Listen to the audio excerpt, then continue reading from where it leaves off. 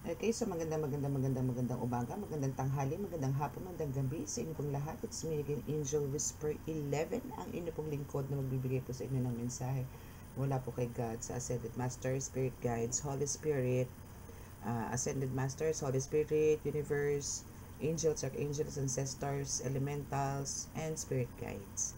Okay, so syempre nais ko po munang magpasalamat sa lahat po ng mga patuloy na sumusubaybay ng ating YouTube channel, sa atin pong mga new subscribers, sa atin pong mga talaga naman pong nagmamadali na mga magpa-reading po ngayon. Especially po today, my goodness, talaga pong ang dami pong hirap po tanggihan.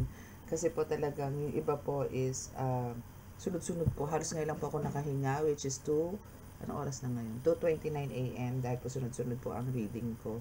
And also the healing. Pero yung healing po medyo kaya pa. But yung reading po natin ngayon is talagang loaded. Dahil na rin po siguro hanggang December 21 na lang po ako. So, I mean yung reading schedule. So, ang balik ko na po niyan is December 27. 27 na po yung susunod. No? I mean, na pwede kayo magpa-reading. Okay, so maraming salamat po sa lahat po na nagpa-tarot reading po ngayon. Maraming salamat po. Okay, so ngayon po is 12:12. So, alamin po natin, kasi po may mga mag-open na portals ngayon. So, alamin po natin kung ano po ba yung mga portals na possible na mag-open po sa inyo. So, kukuha lang po tayo ng tatlong, siguro, kung ano po yung bababa niya. No, titignan po natin. And, so, ano ba? Asan na ba yung mga ano ko? Yun. Okay. And again, sa mga makaka-resonate po ng ating reading at gusto mo magpa-personal or one-on-one reading, at magpa-healing, no, magpa-ritual, at mag-avail po ng mga oils, miracle oils, which is pangkalahatan, and yung pangkabuhayan or manifestation oil, and sa mga medallions, yan, andyan lang po sa description box ang aking contact details, okay? And what else? And again, ito po is magsisilbi pong gabay po to sa inyo sa araw-araw, sa especially po sa mga nakakaramdam po ng mga pangingilabot, may mga nakikita, may nararamdaman, may nakikita, may naririnig na hindi naman po nararanasan na natin. Especially po doon po sa may mga alam nyo po na kayo po is may mga lahing healers. No, yung mga like mga lolo, lola, tita, mga ganyan na healers po. So possible na kayo rin po is may mga ganon din pong kakayanan. Though yung iba po talaga is hindi naman po ini-embrace totally. Yung iba po is ginagawa po para po hindi po alatin ng buhay, no, is ano po yun ang hihilot po, no, like yung mga sa bata, mga ganyan, mga pilay, yan. Pero gifted po rin yan. As in gifted po yan. Yun nga lang po, nilimitahan lang po nila yung kakayanan nila. Kasi nga po, ang pumasok po sa spiritual, I mean yung paggagamot po, especially po ng mga black magic is very critical. So, hindi po yan biro, no? Hindi po biro yan kahit po mga elemento. Kung di po kayo marunong makipag-usap sa elemento, at di nyo rin po pinahahalagahan ng mga elemento, is talaga po makakaroon ng sagupaan. So, kailangan din po natin talaga ang paramdam din sa mga elemento, which is ginawa din po yan ni God. So, hanggat maaari po, dalhin po natin sa pakikipag-usap or pakikiusap sa kanila. Okay? So, now is, let's do it. Let's start para po sa 12:12 natin na reading.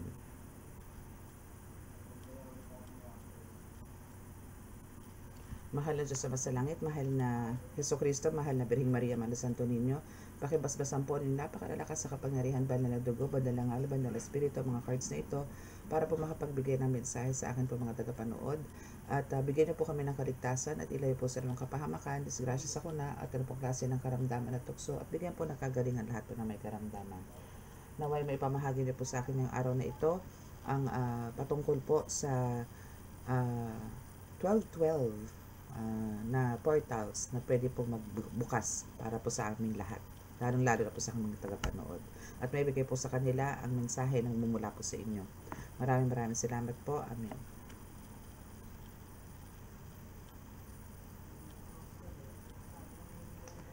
Okay, so let's start. Okay, so alamin muna natin kung ano yung mga portals na yan. na possible na magbubukas, no, this time sa inyo.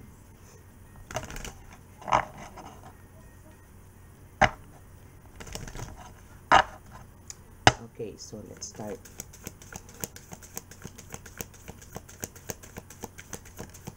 Underwater yum. Wow. Talagang lab na lab ka ng dagat dito, ah. Rebirth. You have the rebirth. So, dito yung ano, no, parang meron kang access talaga. Or, alam mo yon, you are really connected to the oceans, to the beach, to the salt water. Ganyan. Okay? And sa pamamagitan yan, ng underwater realm, na you are also belong to them, nakakatuwa. Ito yung nagbibigay sa iyo ng rebirth. Paano nasabi ng rebirth nitong mga cards na to na it's because of parang every time na lumulubog ka or every time na nagvi-visit ka sa mga beach, sa mga dagat, no, is andito yung nabibigyan ka ng panibagong buhay, panibagong simula. Kasi nakikleanse ka niya. From head to toe, nakikleanse ka niya. Yung lahat ng mga negative, lahat ng mga siguro spell works, no, yung mga ganyan, curses, is nandyan, nawawala lahat. Okay? So, this is the underwater realm na portal na pinapasok mo. Okay, so for some of you, is papasok kayo ngayon, ano, ngayon, as in 12-12, makikita mo yan, and this is you na nakakapasok. And this is the rebirth. Okay? So, what else? Ano ba yung, actually, this is just a very short message, no? Kukunin natin message from 12-12. Kung ano yung message sa inyo talaga ng 12-12. And we have birth. Okay. So, aside dito sa underwater realm, and since andito yung rebirth, and again, andito ulit yung birth. Okay, so maybe dito sa birth na to, no, kasi pinanganak ka. Kung dito is parang ipinanganak ka uli, but dito is pinanganak ka. Parang baliktad, no? But, andito yung sinasabi na, kumbaga, maybe for some of you is 42 years old, no? 25 years old, possible na ganun, ang kausap ko ngayon. Or maybe pinanganak kayo ng month of January, no? Pinanganak ka ng January, yan. So, now isa pinapakita lang po dito na parang pagka kayo po is nakakapunta sa this kind of portal or parang this place, maybe kahit sa visions or sa dreams about the nature, no, is andito yung ang pakiramdam mo is parang ang gaan-gaan, parang very relaxing, peaceful, na parang wala kang problema dito. No? So, itong portal na to, this kind of place, like forest, no, is napapasok mo rin to. Meron tinatawag na ganyan eh. Anong Biringan City. No? May mga ganon. So, possible na some of you is nakakapasok po dyan. And itong birth na to is a sign po talaga ng new beginning to. Kung ito po is na keep on appearing on your vision, especially mga halaman, maybe flowers, especially pagka may yellow, touch of yellow, pink, violet, and more on green. Actually, ano to eh, parang it's a sign or sinasabi na nagbibigay sa inyo ng kaluwagan sa buhay. No? Kasi ano to eh, alam niyo pagka kayo is andito yung peaceful mind and parang andito yung contentment, andito yung parang wala ka nang iniisip or pressure, no? Anything na dating nangyayari sa iyo, isa nito yung puro ka problema. Ngayon is parang andito ka sa freedom na tinatawag. Well, eto na yon, no? Parang ang feeling mo andito yung bumabalik yung innocence mo. Ganun. Kaya dito parang ano ka dito naked, no? Na ang nakatapa lang sa iyo is mga halaman, no? Kasi ganoon naman talaga, 'di ba? Pagka pinanganak tayo, wala naman tayo talagang saklot. Hindi mo tayo pwedeng ipanak na nakapanty na agad, naka-shorts agad, di ba? Walang ganun. Okay? Okay, so what else? Diba? May mga bumibitaw, Yun. Trust. Yes, all you need now is trust. But may end agad. So, yun yung mga kailangan mo, no, is trust. Kailangan mo lang talaga pagkatiwalaan din itong mga nagbibigay sa iyo ng signs or parang ng strength, ng power. Ito is mga nagbibigay sa iyo ng power to eh. Nagbibigay sa ito ng kakayahan, ng kalakasan. Underwater, beach, ocean na tinatawag, ganyan, and also parang dito ka connected, okay? Dito ka talaga connected sa dagat and sa bundok or sa mga halaman, forest, dyan. No, dyan ka kumukuha ng lakas or ng kakayanan because they really love you. Oceans loves you. Corals, fishes, basta lahat ng mga gamit or lahat ng nasa dagat is talagang andito yung, alam mo yung kulang, lagi kang tinatawag nila. Gusto ka nila lagi makita, gusto, ganun kanila ka-miss, no? Parang kailangan mong talaga mag-visit lagi rin sa dagat and also sa mga forest, mga bundok, kailangan mo rin mag-visit dyan. And we have the trust here. So, dito sa trust is, kumbaga, ang kailangan mo talaga, parang ang hinihingi sa'yo nito mga ito is yung tiwala. Na talagang sila ang nakakapagbigay sa'yo ng mga, alam mo yun, ng mga milagro. Or, alam mo yun, yung mga strength and power na wala sa iba, kundi nasa sa'yo lang. Ganun. Parang combination ng forest, yung lakas ng tubig at hangin, halaman. Fire is also here kasi nito yung rivers. So, alam mo yung apat na elemento nasa iyo eh. Hangin, tubig. Yan yung meron ka. And dahil dyan, no, sa mga ganyang apat na elemento na meron ka, or dahil dito sa dagat at sa bundok na to, no, is na andito ngayon yung talagang kung ikaw is into parang kung meron ka mga pinagdadaanan or meron ka mga ginagamot, kasi ito is pwede ko i-apply to sa paghihil mo eh, na kung sila ang lagi mong pinupuntahan, dagdag lakas mo to eh, dagdag kakayanan, dagdag kapangyarihan, no, bukod sa binibigay sa inyo ni God. Kasi yung power niyo po dito is talagang sa hands, no? Sa hands, sa feet, even sa paa, meron ka. Actually, you can beat them all sa pinapakita dito. No? All you have to do, ang kailangan mo lang talaga dito is talagang full trust na ibibigay and faith na rin. No, dito sa mga portals na napupuntahan mo or nadadaanan mo. Or maybe hindi ka lang aware, pero pag pumupunta ka sa dagat, meron ka napapasok na portals na hindi mo alam. Or meron ka napasok na portals na maybe for some of us nakaramdam ka ng higop pero nakawala ka. Na ganon. May tumulong pa rin sa'yo. Yes, may mga ganon kang instances na nangyari. And yes, talaga dito sa the end is talagang because of your light, I saw your light here eh. Kasi this is a boat. No, kung tititigan mo to, this is a boat na may ilaw na parang ikaw ang magbibigay ng liwanag or tamang daan sa lahat ng tao. Ikaw ang bigay ng may kapal. Di ko na alam kasunod. Tugon sa aking dasal. Diba? Ganun yun. Tama ba yun? And yes, andito ngayon yung freedom. Binigyan ka rin ng freedom. Binigyan ka rin ng kalayaan. Diba?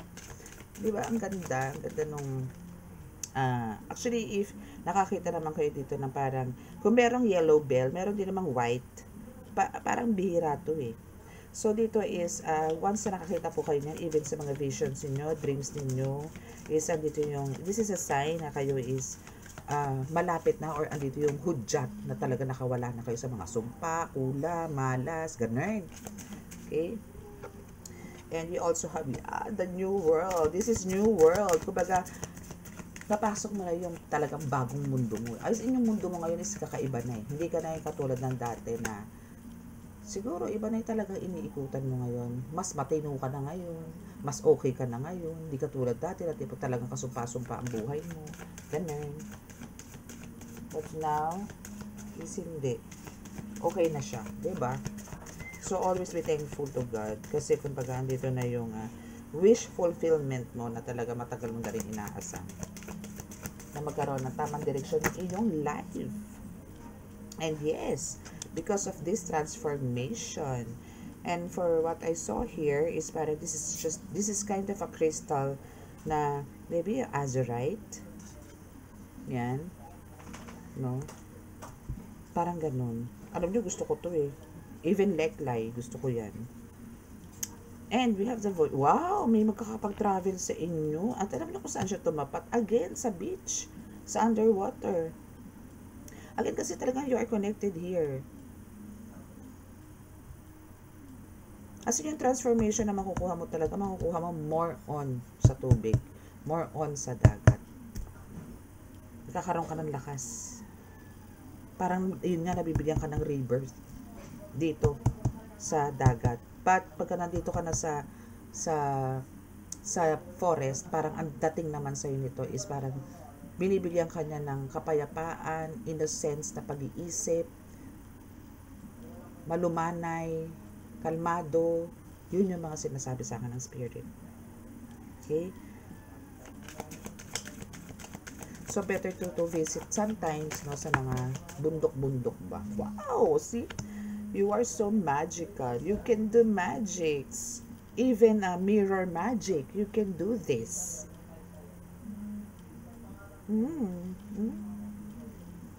Very magical. Talagang ikaw yung literal na talaga nakakagawa ng mahika. Mahika. Kinanta na naman. Lahat na lang. Hindi, nakakagawa po talaga kayo ng magic. Nakakatuwa. Alam niyo po yung, hindi ko na naman po kailangan pang yung magic, no? So, at dito yung kaya mong gumawa ng imposible. No? Imposible sa iba, pero sa'yo posible. Ganun na lang. Even peace. No? Yung bang mapagkakasundo mo yung mga nag-aaway, kayang-kaya mo din. Peacemaker ka din eh. No? What else? Ganda nitong card na to. Gusto ko to. Initiation, yes. Okay, so for some of you, isa dito sa initiation. So, kailangan nyo po dyan, alam nyo, kasi ang initiation is God's plan, especially po nasa spiritual awakening. No? So, kung alam nyo po ako, kahit po ako ay matagal na dito sa mundo na spiritual, kahit po ako ay matagal ng healer, still nakakaramdam pa rin po ako ng mga initiation. Kasi po bago po tayo magkaroon ng panibagong kakayanan sa spiritual, kailangan po muna natin pagdaanan yung medyo tatawid na naman po tayo sa alambre. Kung deserve po natin yung kapangyarihan na yan, na ibibigay po ng ating Panginoon Diyos Ama, ng atin pong mga ascended masters, ng atin pong mga ancestors. May mga pamana po yan eh. So, dadaan po muna tayo sa isang initiation na malulupit, na kailangan po natin mapagtagumpayan. Okay? But, I know, no, na malalagpasan mo yan kasi nakarating ka sa dulo eh. No? Na-reach mo yung top. No? Okay? 1818 on the clock. Okay, so what else? Kung ano ngayon, 1212, no, kanina 1818. Search nyo na yan. Okay, so what else? Oh, see? You have this career, financial success. Diba? Yan ang magdudulot ng 1212 sa inyo. So, expect more positive or good news na darating po sa inyo ngayon. Kumbaga sa lahat po ng mga darating po sa inyo is kumbaga puro success po. Non-stop po yan. Okay, non-stop. Non-stop.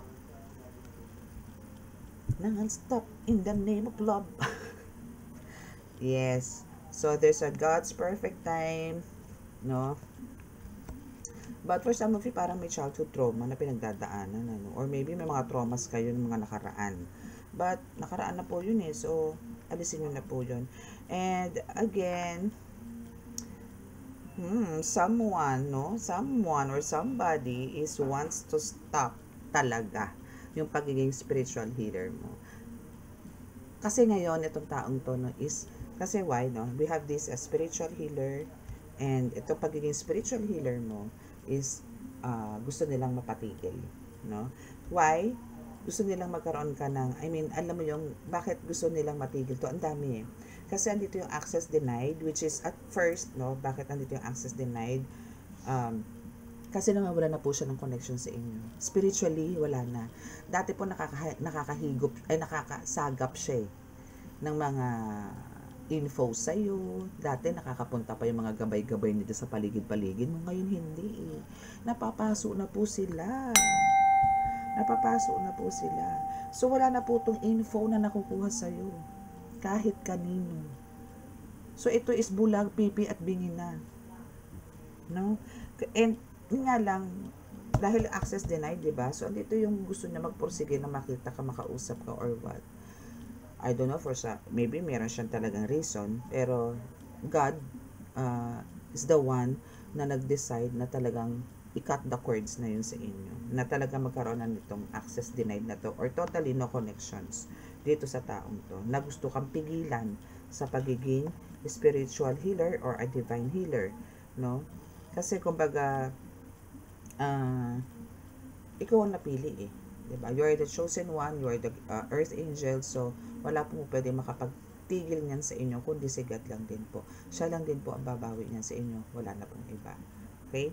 So, also, itong taong to, no, is always wanted to stay beside you. Maybe na-realize na nito na mali, no, yung mga pinagagawa niya sa'yo. Ito kasi is, kumbaga, ikaw is a healer, ikaw is a divine healer, well then, siya is a witch. Black witch. Okay? What else?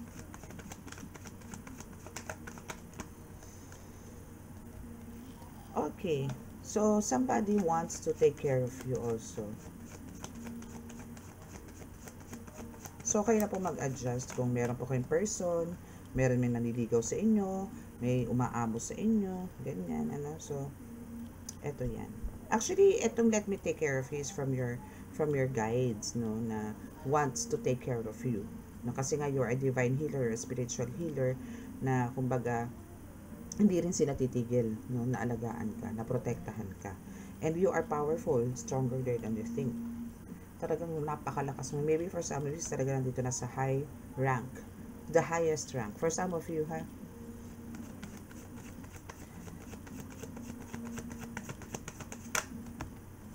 We have the Pisces energy, which is the one who's attacking you.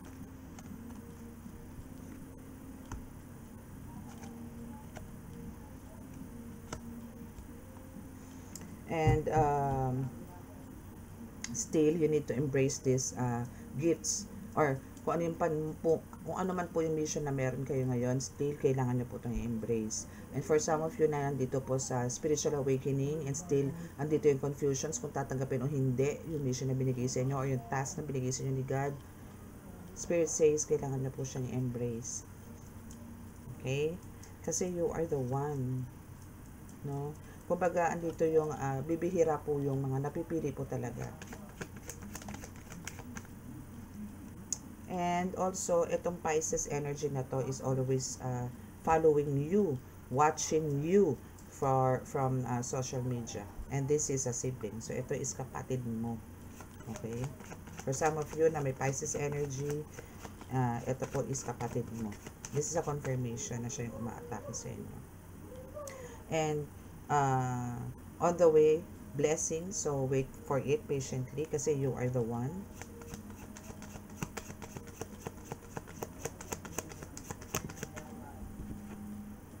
Just go with the flow. So, andito yung ano lang, move forward. And top of the deck is we have the witch. So, this sibling of yours is a witch. Kasi you are a spiritual healer. So, this is a witch. Okay? So, let's see kung ano pa dito. Dito po bubunot na lang po tayo para mabilis na lang po yung ating reading. Ano po yung bibigay sa atin na card. Without looking. Kuha lang po tayo dito ng mga ilang card. Ay, baliktad. Okay, so wag magpapaling lang. Okay, wag kayo magpapaling lang. Okay, that's the bilin of Panginoong Nazareno. Okay, para naman po andito yung magkaroon po kayo ng, alam mo yun, party kasi sa celebration, or parang kailangan yung, kumbaga, kailangan yung, kasi pagka syempre nagpapaling lang, hindi tayo mauuto, hindi po tayo madidiktahan or what. So, andito yung, syempre, may peace of mind tayo. And andito yung, katahimik po ang buhay natin at maganda po yung flow. syempre dito po yung nasa isip na lang po natin is to celebrate or parang always to make us happy. Ano ba yun? No? So, iisip tayo ng mga ways para dun sa ikasisiya po natin. So, talagang party-party is here. And this is, kumbaga, ito rin naman yung kagustuhan ni Nazareno sa atin. Panginoong Nazareno. Okay? So, wag po kayo magpapaling lang.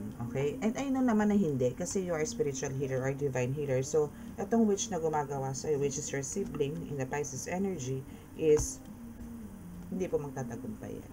Okay? So, kung sino po yung makaka-resonate dito, na talaga namang ang daming inggit nila sa iyo, no? So, careful, okay? So, yan po yung reading natin today. And sa mga makaka-resonate po at hindi po nakaka-subscribe, please click the subscribe button, like and share, and click the notification bell para po-update kayo sa ating reading. Okay? So, now is bow your heads and close your eyes.